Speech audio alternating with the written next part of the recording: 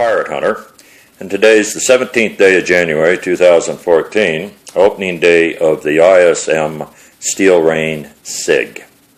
The model I decided to build is the U.S. Army's largest caliber mobile artillery piece atomic cannon.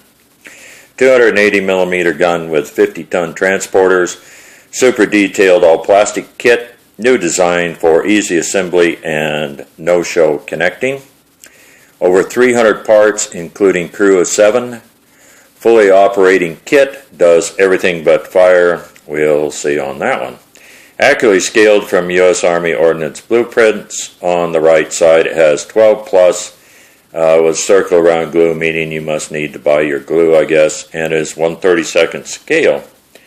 It shows its skill level 3. This is my third attempt, by the way, to do a video on this. That's about normal.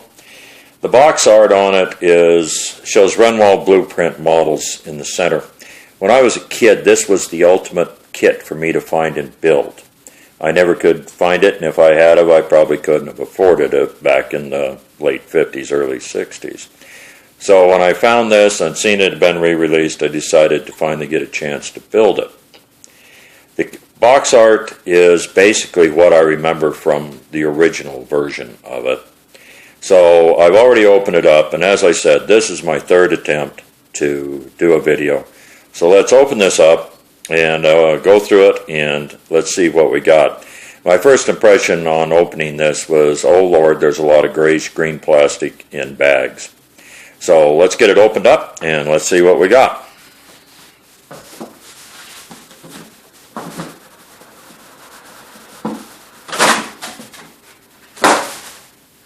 First bag in it, it has, a couple of these have 2 bags in it. The first big bag on it, grab it all on the floor there, I don't care.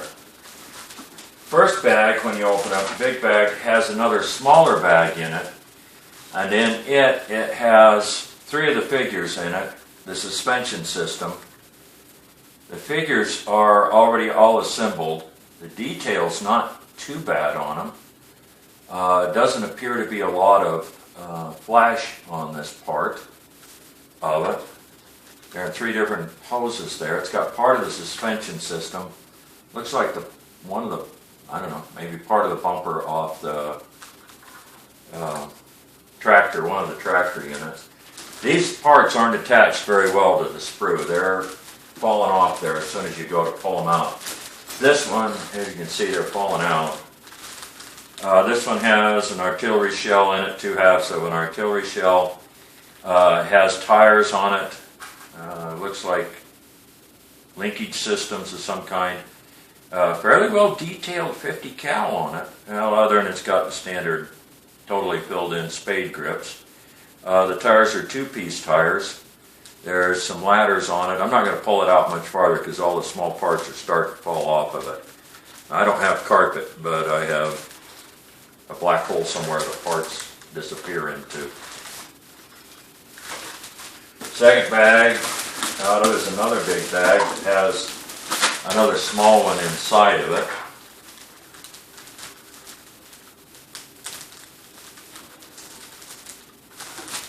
They were doing it on the kitchen table. I have build areas a little small. This is the same.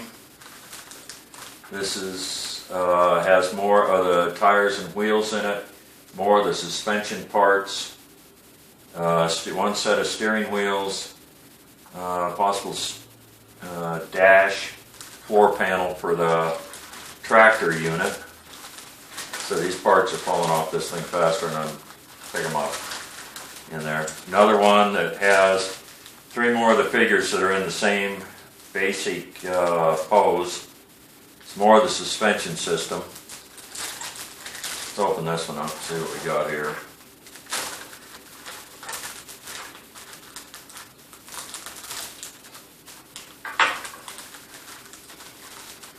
Yeah, it's got seats in it.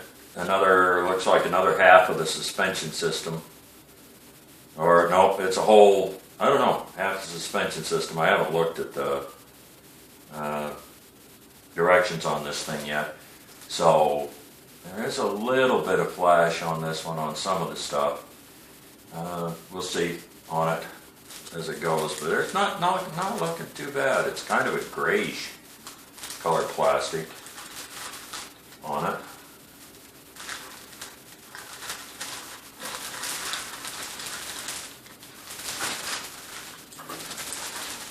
This bag looks like it's got, now we're getting into the base or the main part of the artillery unit itself. Another small bag inside there. This looks like, I'm guessing, part of, it's two halves. There's another half in that, so we'll have to look at the directions here eventually when we get to the bottom of all this grayish green plastic in here. The plastic looks pretty good. It's not too brittle, not too soft and flexible.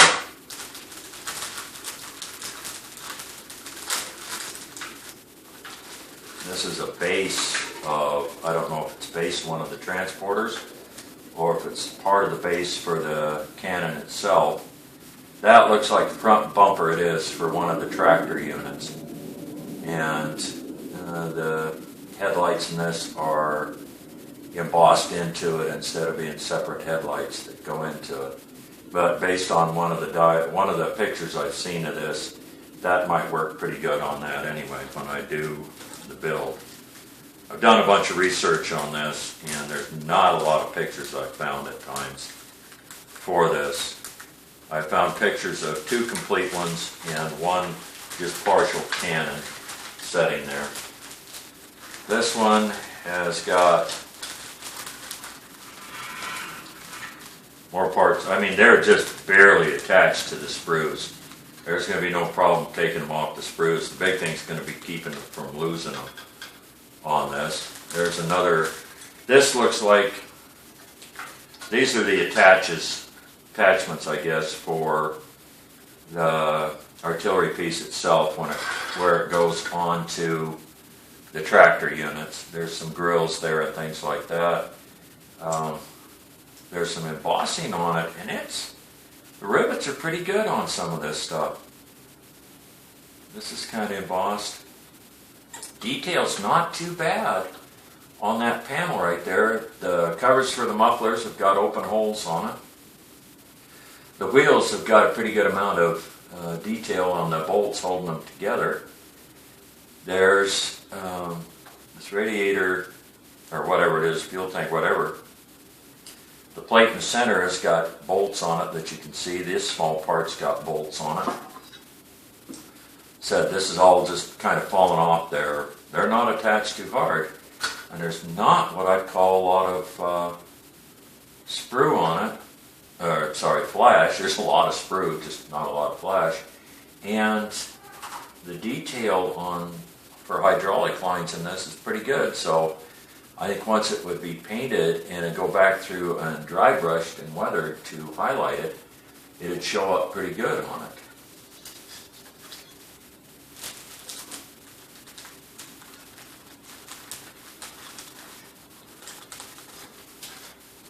Normally I wouldn't get too excited about putting it back in the bag, but said they're just barely attached, which is a good thing in most ways, I guess, so you don't have to, like some of the kits where you have to go get a set of lineman's pliers to cut them off there.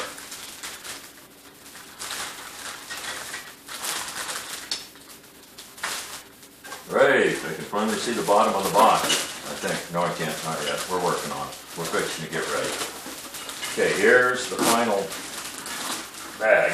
That box is a really well built, well protected box. To keep the parts in, it really is. Said there's a lot of plastic in here.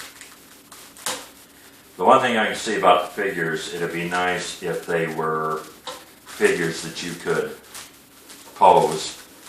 I guess you can, and they're 1/32, so finding spare parts, spare figures for that, if you want to be really into the detail conscious rivet counting thing that I'm not, then, you know, I'll be a little more serious. Okay, this one has 2 bags in it also, or 1 bag inside of the big bag. This is parts of the artillery here. It looks like it's the pivot base for the artillery itself in here.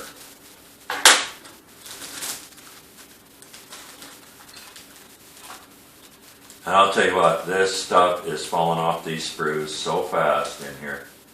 There's a bunch of parts that's already come off the sprues.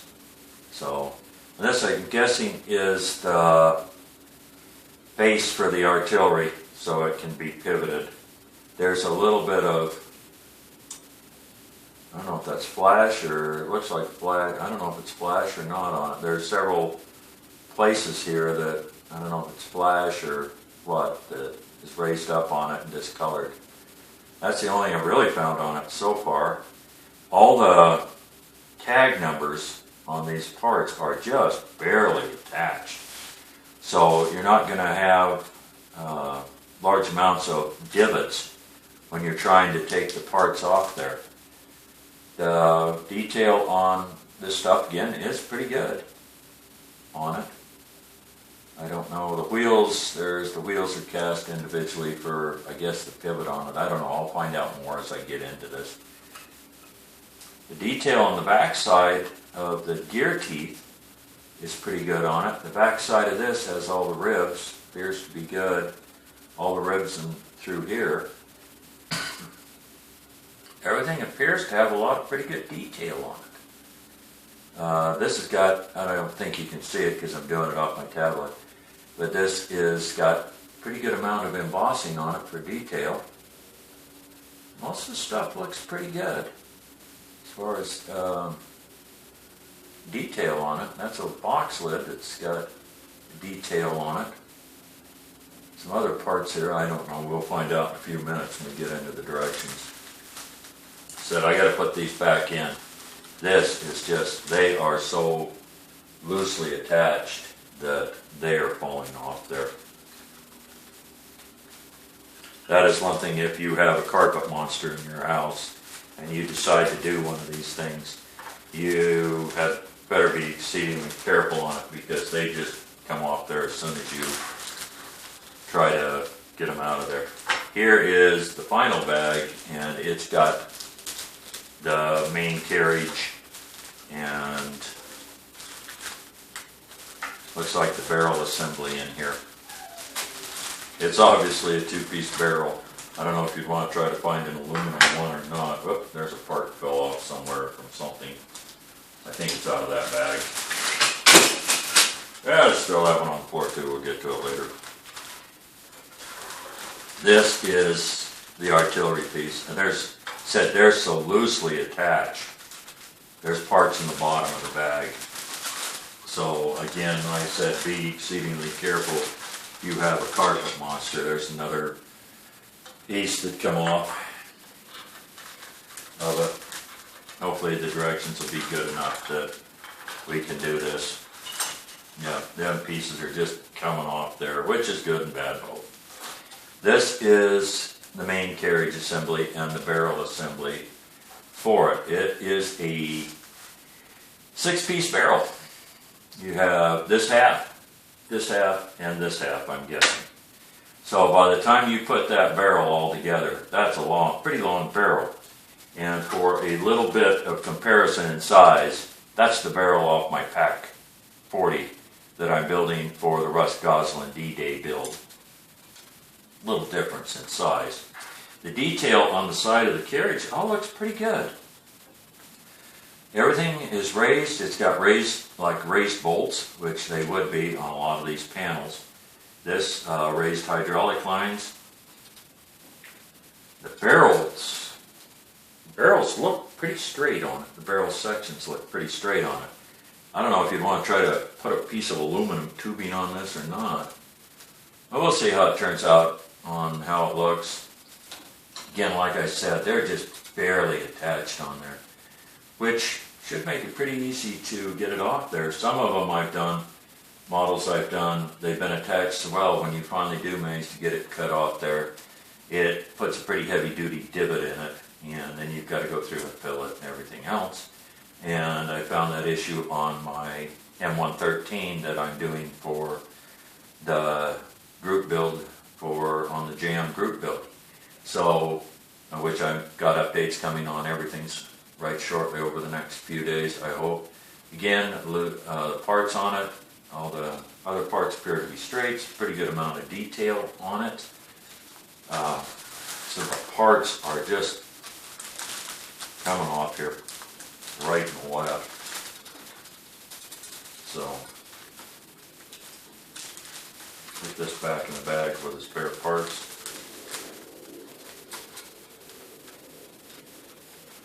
That'll come off of it.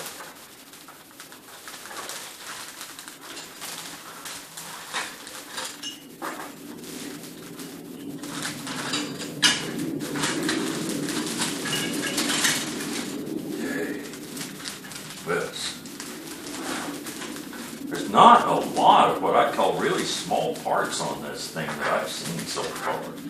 Now, maybe I'm wrong, but man, it's just them parts.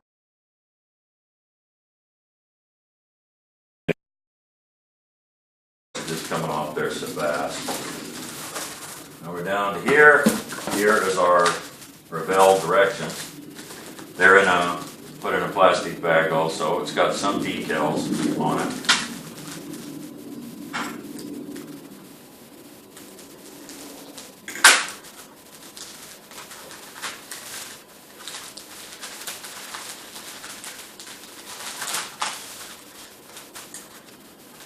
It's got, I guess this is the cover sheet for the decals. Decals are fairly thick, not a lot of them. There's the yellow for the bumpers, and it looks like it's not that. There's some spots, white spots in the black, but for the diorama I think I'm going to build, I think it will work quite well. It's got the stars on it. They're a little thicker. They're not a really, what I would call a gloss. Yeah, they are. They're kind of glossy. There are a couple of them on it. You can see it. The material around them is pretty close. Fits pretty close around it. Not a lot of overhang on it. So, okay, directions. Here we go. Atomic Cannon. The overall length of the Atomic Cannon carriage, including transporters, was 84 feet. 2 transporters used to carry the gun, and carriage is a single load with a gun retracted. The weapon could be emplaced in approximately 7 minutes. In addition to firing and accurately delivering an atomic shell to a target. The weapon could also fire a conventional 600-pound high-explosive shell to a target range of 18 miles. They make you like miserable out there. It was 4 times more accurate at long ranges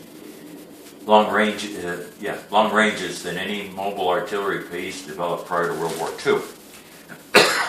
I've done some research on this, and there's not a lot of pictures of this out there. There is the famous picture that is depicted on the box art, in a way, of the one and only time an atomic shell was fired out of it, and it was only fired at a range of 6 to 7 miles. So, you know, but one thing that helped get rid of this was shells were being developed better for the 155 and 8 inches, so kind of done this. On the front sheet it says, read this before you begin, decal application instructions. This paint guide is provided to complete this kit as shown on the box. Aluminum brown, flesh, olive drab, red, semi-gloss black, steel, yellow. If you have any questions or comments, call our hotline at 800-833-3570.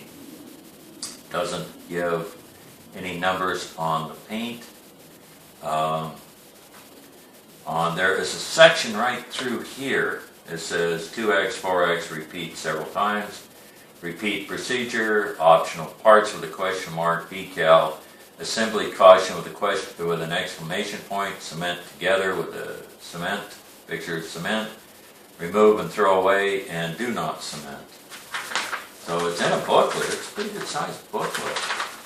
Right frame assembly on it, which apparently for the cannon assembly, not a lot of parts on it. Right frame assembly continued, and then you have the gear frame assembly. Apparently, and looking at the gears in here on this, the teeth on the gears were pretty good looking. They weren't a lot of flash or anything like that. That's on page number 3. Then you have frame assembly continued. Then you have cannon assembly, which you have the left half gun tube, right half gun tube, left half gun jacket, left half cradle, recoil tube section, cradle plate rears. Cannon assembly continued. Completed cradle, completed housing, completed frame. And then it shows it where you're assembling everything together here. And then it shows it being assembled onto the carriage itself, where it turns. You have your breech block, breech eyelets, breech carrier.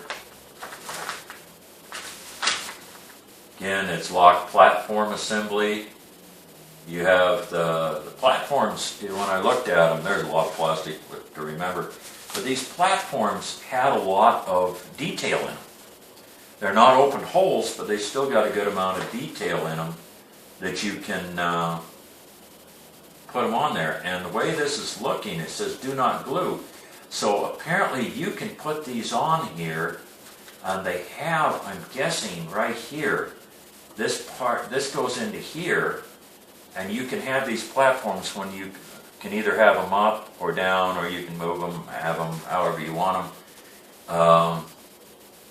Hoist cylinder, page, that's assembly number 4. Assembly number 5 is lifting fork assembly. I guess that's where some of this stuff comes from. This had a pretty good amount of detail on it also, to where you can attach the gun and show it lifted. It pivots. Apparently it pivots here. It goes in. That's pretty slick. It's got a